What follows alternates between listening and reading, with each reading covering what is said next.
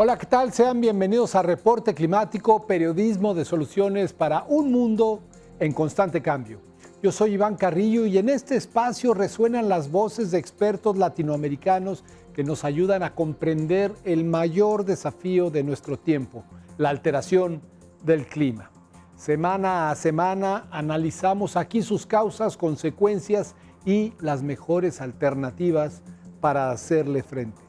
Si nos acompañan con frecuencia sabrán que en el camino nos hemos empapado de conceptos como ecología y en algunos de nuestros episodios nos cruzamos con la filosofía. Hoy exploraremos una idea completamente nueva. Se trata de la ecosofía. ¿Estaban familiarizados con este término? A simple vista su significado es obvio, pero tiene implicaciones profundas para nuestro porvenir. En términos de información, el impacto negativo de las redes sociales está bien documentado.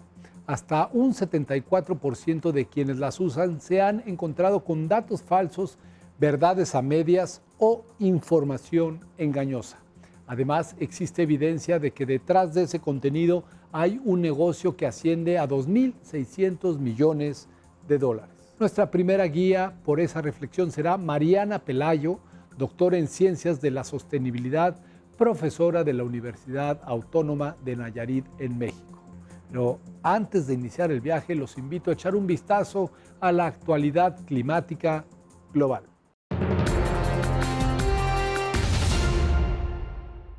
La crisis del costo de vida es la principal amenaza inmediata que enfrenta la humanidad.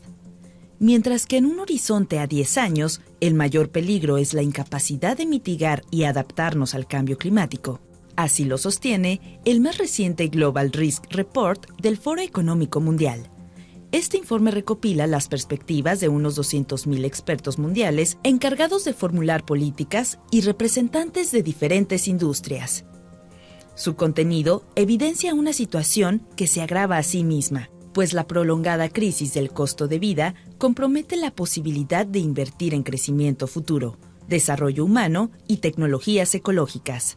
Al darlo a conocer, Saadia Saihidi, directora general del foro, señaló que el panorama de riesgos a corto plazo está dominado por la energía, los alimentos, la deuda y los desastres. Añadió que el clima debe ser una de las prioridades de los líderes mundiales, a la par de la lucha contra las emergencias actuales, y que la cooperación es la única manera de avanzar. Por su parte, John Scott, director de riesgos de sustentabilidad en Zurich Insurance Group, dijo que si no se genera un cambio significativo en la política o si no hay inversiones, la convergencia de amenazas acelerará el colapso de los ecosistemas y comprometerá nuestra seguridad.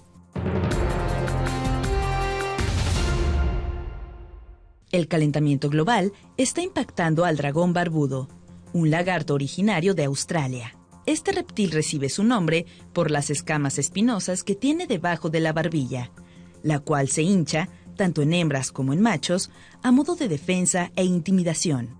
Para el dragón barbudo es fundamental disponer de un hábitat cálido, ya que es incapaz de regular su temperatura corporal por sí solo. Eso explica su presencia en los desiertos, bosques subtropicales, sabanas y matorrales. Sin embargo, el exceso de calor también constituye un problema. ¿Por qué? El sexo en los dragones barbudos está influenciado por la temperatura. Según el Smithsonian Institute, es más probable que los embriones terminen siendo hembras si los huevos son incubados en un ambiente de 32 grados Celsius o más. Con el cambio climático golpeando en todo el mundo, los científicos piensan que los machos de dragón barbudo podrían volverse cada vez más raros y eso colocaría a la especie en riesgo de desaparecer. Esta no es una cuestión exclusiva del dragón barbudo. La llamada determinación del sexo dependiente de la temperatura afecta igualmente a los cocodrilos, a la mayoría de las tortugas y a muchos peces.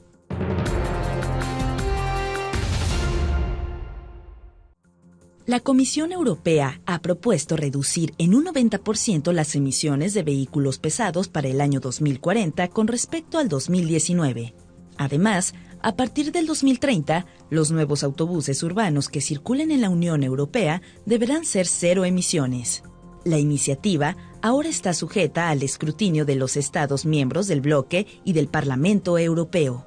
De acuerdo con el medio de comunicación Deutsche Welle, el proyecto fue presentado el mismo día en que los legisladores aprobaron una nueva ley que prohíbe las ventas de vehículos a base de combustibles fósiles después de 2035.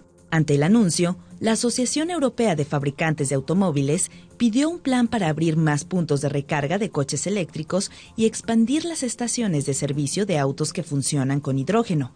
La Unión Europea está conformada por 27 naciones donde, al igual que en el resto del mundo, el sector más dependiente de la energía fósil es el transporte. La región aspira a alcanzar la neutralidad de carbono en esta y las próximas 2 décadas. Vivimos en un contexto histórico, político y social donde el conocimiento científico crece constantemente. Impulsado por el progreso técnico y económico, podemos reparar un corazón, conversar con inteligencias artificiales o enviar sondas hasta los confines del sistema solar. Pero, como dice Ariadna Romans, seguimos sentados frente al mismo desafío recurrente, nuestra convivencia con la naturaleza. Las ciencias de la sostenibilidad son un conjunto de disciplinas que ponen la mirada en las relaciones entre los sistemas naturales y los sistemas sociales. Su enfoque surgió a la par del siglo XXI y para Mariana Pelayo conlleva la disposición de mitigar los procesos de degradación que hemos causado los humanos en el ambiente. Es ahí donde entra en juego la ecosofía, un concepto al que cada vez es más necesario acercarnos. La ecosofía básicamente es una corriente que, bueno, como sus términos o básicamente la raíz lo indica, es esta corriente filosófica que nos permite habitar el planeta, ¿no? El filósofo español Raymond Panikkar señaló que nos encontramos ante una tecnocracia capitalista, es decir, una visión del mundo que ha antropomorfizado a la Tierra desde un enfoque consumista y extractivista. Panikkar propuso a la ecosofía como la solución que nos permitirá volver a prestar atención a la sabiduría del planeta. Esta corriente tiene su génesis en los 70s, pero se robustece con Félix Guattari en los 90. Y bueno, desde entonces ya se estaba hablando de ciertos temores o ciertos problemas planetarios. La ecosofía es una práctica ética, pero también una postura política. Pero es muy interesante porque la ecosofía, además de abarcar la ecología ambiental, que es la que nosotros conocemos y todo esto, abarca o comprende otros 2 registros que son la ecología social y la ecología mental. Todo esto habla de una reconexión del ser humano con el mundo natural. ¿Cuáles deberían de ser sus pilares? Pues los pilares básicamente es este tratamiento de respeto, ¿sí? Y de reconocimiento de estas formas de vida no humana, de estas alteridades, ¿sí? Este es uno. El reconocimiento de la finitud planetaria es otro también, y habitar el planeta a partir de esta finitud, ¿no? De los recursos, y también el reconocimiento o la práctica de una gobernanza que transite o que básicamente deje de estar situada en preceptos mercantiles y promueva, fomente un respeto hacia la vida, básicamente una gobernanza que privilegie la vida, ¿no? Lo vivo. Mariana Pelayo se refiere a los animales no humanos, plantas, hongos, bacterias, minerales, el mundo molecular y un vasto complejo de otredades sin las cuales no podríamos vivir. Creo que la forma para reconciliar es volver, justamente Félix Guattari abarca 3, ¿no? Volver a la parte social, a esta ecología social que es la relación que tenemos con otras formas de vida, y la ecología mental es la defensa a tanta bombardeo de información, de producto, de mercado, ¿no? Entonces, a partir de esto, creo que empezaremos a ejecutar o a formular ciertas conciencias. Ya cuando nos estamos basando en el tema ético, la ética no es un constructo social, es un trabajo de voluntades y muy instintivo. Entonces, tendremos que empezar a sensibilizarnos, pero para esto tenemos que informarnos y comprender cómo funcionan los sistemas de vida. Entonces, es un trabajo un poco largo, pero nada imposible, ¿no? es volver a conectar y a tener una política y una ética interespecie, porque somos nada más una especie más. Entonces, no es difícil, ni es una utopía, es algo que, dijeran por ahí, la naturaleza se ejecuta y todo sin nosotros, sin nuestro constructo social, o sea, se va a dar. Vivir con la orientación de la ecosofía nos abre otra ventana de oportunidad, la de reencontrarnos como piezas de una comunidad. Empezar a sensibilizarnos, pero para esto tenemos que informarnos y comprender cómo funcionan los sistemas de vida, ¿no? Porque como animales, nuestra animalidad nos va a posibilitar estar en esa dinámica y aspirarla y buscarla.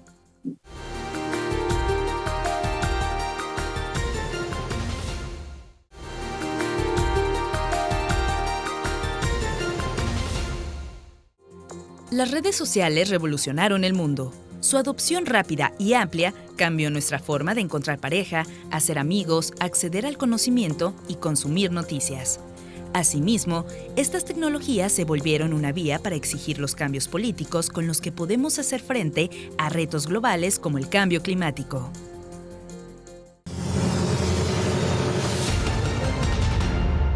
En términos de información, el impacto negativo de las redes sociales está bien documentado. Hasta un 74% de quienes las usan se han encontrado con datos falsos, verdades a medias o información engañosa. Además, existe evidencia de que detrás de ese contenido hay un negocio que asciende a 2.600 millones de dólares. Sin embargo, también pueden ser utilizadas desde una trinchera diferente a favor de la información. Por ejemplo, en lo que respecta al cambio climático, las redes sociales son una vía para investigar cómo está impactando en la sociedad, explicar de manera accesible sus causas, responder colectivamente ante sus impactos y crear comunidades interesadas en darle batalla. En esta ocasión conversaremos con nuestra segunda invitada, Verónica Lugo, acerca de una experiencia positiva de uso de las redes sociales contra la alteración del clima. Verónica es directora de comunicación en The Climate Reality Project América Latina. La educación sobre cambio climático es una tarea difícil, pero las redes sociales pueden ayudar, especialmente cuando se trata de un público joven. Y es que, de acuerdo con una encuesta de Education Week Research Center, 56% de los adolescentes de entre 14 y 18 años aprende acerca del cambio climático en sitios como YouTube y TikTok. Creo que es un papel fundamental el que juegan las redes y la comunicación, porque de hecho es novedoso que se empiece a abordar estos temas, ¿no? Antes, por ejemplo, en los 80s no se abordaba mucho o la línea editorial con la que se abordaba era pesimista, y hoy se busca como cambiar esa narrativa a través de las redes sociales desde una visión pues muchísimo más optimista, en donde se hablen de las soluciones, ¿no? De hecho, tenemos ejemplos de películas donde antes era como de, bueno, ya está el apocalipsis, adaptémonos a ella, ¿no? Pero no había una narrativa enfocada a las soluciones. Diversos estudios señalan que los seres humanos respondemos mejor a las historias que a los datos, pues proporcionan una estructura universal que conecta con millones. Pues ahorita tenemos un proyecto que se llama Invierte en el Planeta, que es una iniciativa de The Climate Reality Project en conjunto con financiamiento de TikTok for Education, que habla sobre distintas formas de cómo podemos invertir nuestros recursos, nuestro conocimiento, nuestro amor, nuestras acciones a favor del planeta. En esta serie de videos de TikTok pretendemos inspirar, educar y hacer que muchísimas más personas se sumen a esta ola de acciones a favor del planeta. En este sentido, un estudio de 2022 publicado en la revista Climate Policy descubrió que las narrativas visuales sobre cambio climático en redes sociales son más efectivas si incluyen una historia con personajes reales, abordan la dimensión local del fenómeno y muestran las acciones de los directamente afectados. Sí, claro. Bueno, dentro de este programa lanzamos una convocatoria con los líderes y lideresas de la región de América Latina, invitándolos a que nos contaran sus historias como líderes climáticos para inspirar a otros. es decir, cómo estaban usando sus acciones y sus recursos y su tiempo a favor del planeta.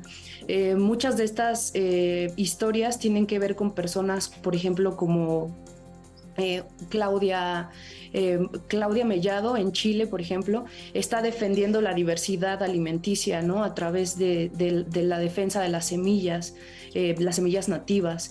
Otro caso que ha compartido The Climate Reality Project es el de Claudia Moray, defensora de los bosques en Argentina. Y esta mujer es muy inspiradora porque los bosques, como tú bien sabes, son sumideros de carbono, ¿no? De manera natural. Y también tenemos otras historias inspiradoras, como se me viene a la cabeza la del ingeniero José en Colombia, que está llevando a comunidades históricamente vulnerables en Colombia, afectadas por el conflicto en Colombia, electricidad y agua potable, ¿no? Entonces está dignificándolos. Y todas estas historias son de esperanza y de lo necesario que es invertir en el planeta. Pero frente a una realidad tan inminente como la crisis climática, ¿en verdad es posible ofrecer una narrativa esperanzadora sin caer en el optimismo irracional? Pues es que creemos que el pesimismo solo empeoraría las cosas, ¿no? Y creemos que en una situación tan alarmante y tan compleja como lo es el cambio climático, necesitamos mantenernos positivos, porque al mantenernos, o sea, si nosotros diéramos una visión contraria, fuera pesimista, la gente menos se va a querer sumar. Entonces, si nosotros nos mantenemos optimistas sobre estos temas, vamos a lograr que más personas se involucren en acciones para cambiar.